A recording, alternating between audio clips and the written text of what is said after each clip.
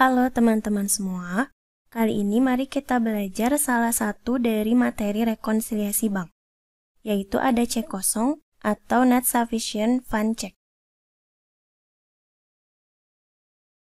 Nah, cek kosong ini adalah cek yang sudah disetor ke bank untuk dicairkan dananya. Tapi oleh pihak bank itu dikembalikan, karena uang yang ada di rekening milik penerbit cek itu tidak cukup untuk membayar tagihan. Misalnya, tagihan yang harus dibayar itu adalah 10 juta. Lalu dibuat cek dengan nominal 10 juta juga. Tapi saat mau dicairkan ceknya, ternyata di rekening penerbit cek hanya ada 2 juta. Maka uang tidak bisa dicairkan dan cek akan dikembalikan oleh pihak bank. Nah, tapi di sini posisinya perusahaan itu sudah mencatat transaksi atas cek yang diterima tadi sebagai penambah kas. Karena ada transaksi penerimaan pembayaran dari si pemilik cek, misalnya untuk melunasi piutang. Nah, sehingga sekarang saldo kas menurut perusahaan itu lebih tinggi dari saldo kas menurut laporan bank. Sehingga perlu dibuat rekonsiliasi supaya saldo kas menurut kedua laporan itu jumlahnya sama. Nah, contohnya, di sini ada bukti kas masuk berupa pelunasan piutang usaha dari Elec Solution. Elec Solution ini adalah nama pelanggan. Bisa kalian lihat ada 2 cek yang diterima, sebesar 35 juta dan 10.750.000 dari Bank Mandiri dan Bank CIMB. Totalnya adalah 45.750.000. Nah, dicatat ke dalam jurnal penerimaan kas pada akun kas di debit, dan piutangnya atau accounts receivable itu berkurang di sisi kredit.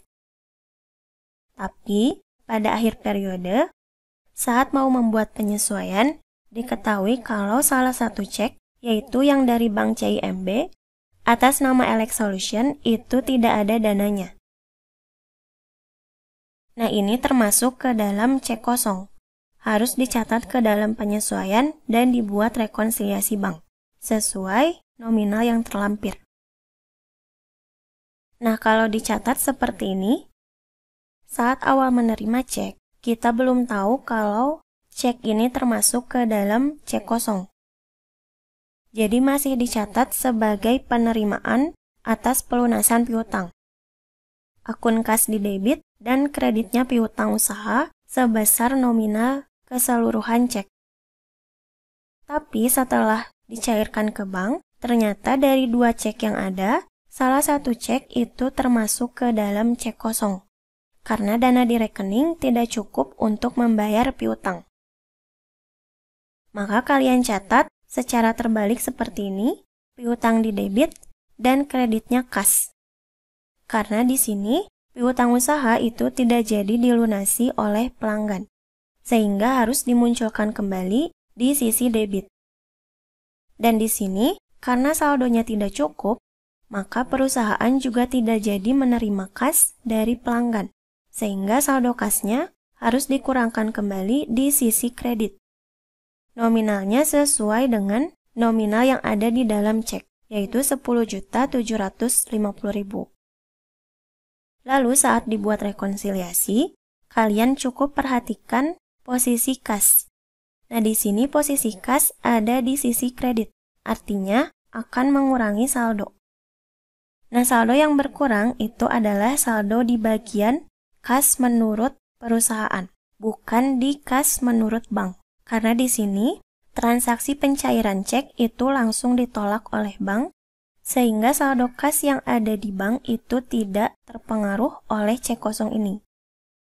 Tapi, kalau di pembukuan itu sebelumnya kan sudah dicatat saat menerima cek sebagai pelunasan piutang. Jadi saat dibuat rekonsiliasi harus kalian kurangkan ke saldo kas menurut perusahaan. Nah, saldo kas balance per books ini bisa kalian lihat di neraca saldo sebelum penyesuaian. Lalu kalau saldo kas menurut bank itu berasal dari rekening koran atau laporan bank. Nah, setelah dibuat rekonsiliasi, saldo akhir kas menurut bank dan menurut perusahaan akan sama. Seperti itu pembahasan untuk cek kosong. Terima kasih dan semoga bermanfaat.